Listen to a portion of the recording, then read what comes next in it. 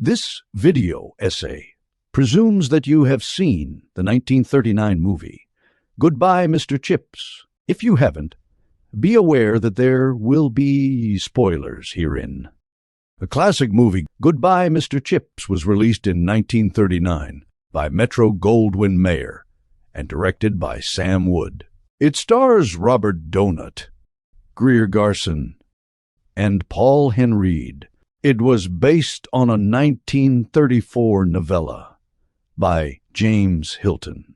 The story concerns Charles Chipping, who is played by Robert Donat, who is a classics instructor at Brookfield, a school for boys. The film encompasses the years 1870 to 1933, and within it many moments in history are mentioned in passing which help us pin down an actual timeline. The first scene of the movie shows Mr. Chips, as he comes to be called, at age 83, running to attend the school's assembly in the fall of 1928.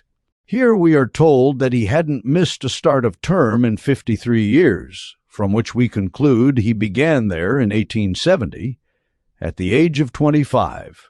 We then see his life unfold.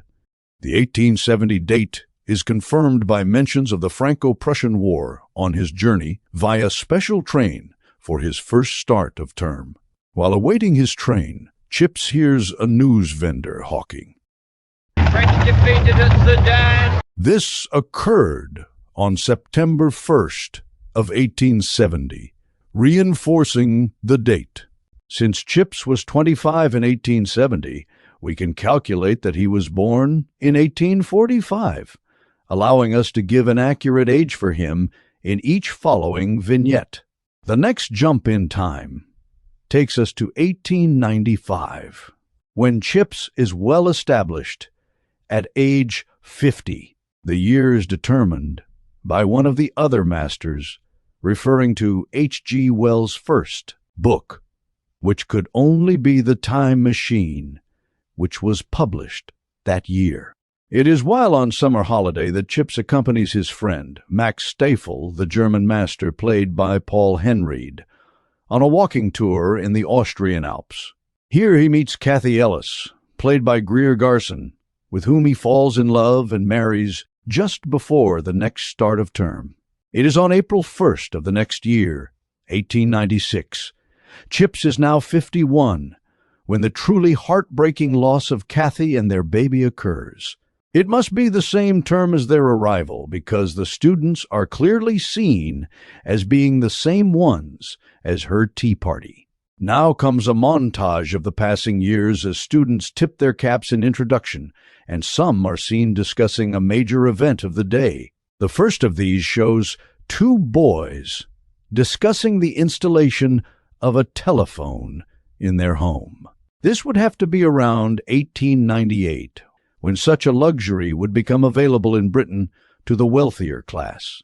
Next, we see two boys talking about the Second Boer War.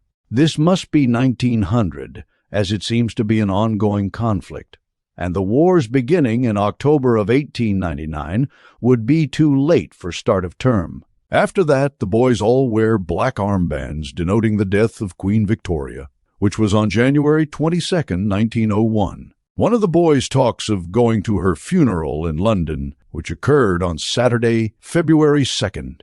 Note that the boys are wearing winter coats in keeping with the season.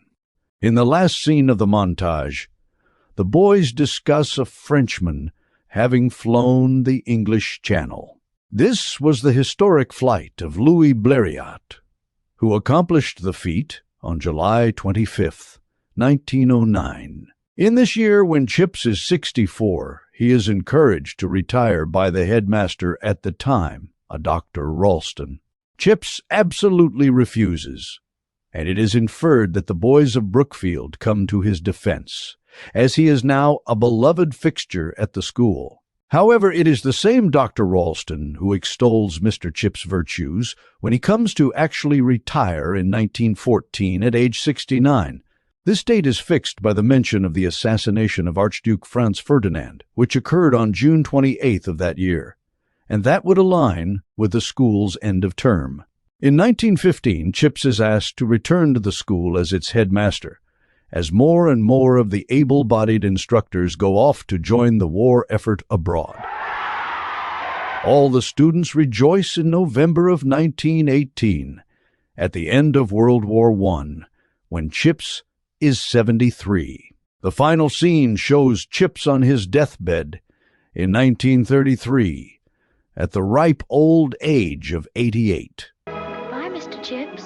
It should be noted that as of this writing, Terry Kilburn, who played 4 generations of Peter Cully, is still alive at age 99.